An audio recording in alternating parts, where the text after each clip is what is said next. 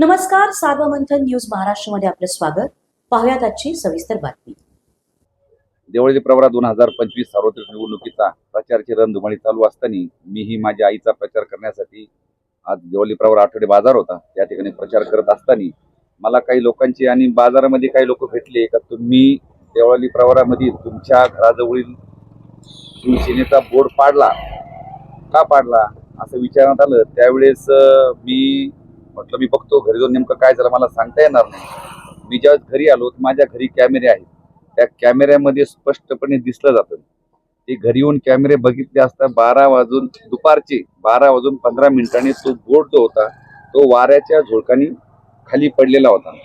तर कृपया करून देवळाली गावातील सर्व राजकीय पक्षांना विनंती आहे की आपण आपला राजकीय प्रचार आपण लोकांसमोर लोकांच्या समस्या, लोकांच्या अडचणी, लोकांची कामं घेऊन गेलं पाहिजे.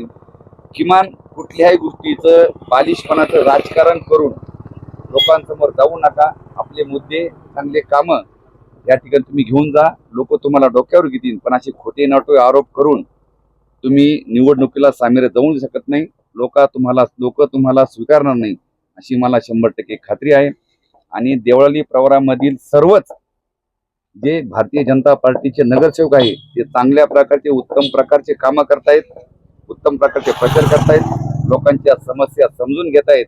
त्याचा विचार करून देवळी गावातील सर्व ग्रामस्थ भारतीय जनता पार्टीतील सर्व लोकांना प्रचंड मताने विजय करून देईल आणि आमच्या भारतीय जनता पार्टीचा 22-0 जो नारा आहे तो 100% पूर्ण होईल याची मला खात्री नसून 100% विश्वास आहे. आणि त्याचबरोबर आमचे मित्र सौरभ मुसमडे, काटा छोटा आहे फिर भी चुपता है, कामही चांगलं काय चालू आहे. मला कृपया आपल्या सर्वांना विनंती आहे की आपण त्याला ट्रोल करण्यापेक्षा आपण लोकांसमोर आपल्या समस्या घेऊन जा, समस्याचं निराकरण करा. विनाकारण व्यक्तिदोष हा करू नका. सर्वांना विनंती आहे. येणाऱ्या 20 तारखेला जनता कुणाच्या बाजूने कौल देणार हे जनतेने ठरवलेलं आहे. सार्वमंथन न्यूज महाराष्ट्राला लाईक करा, शेअर करा, सबस्क्राईब करा.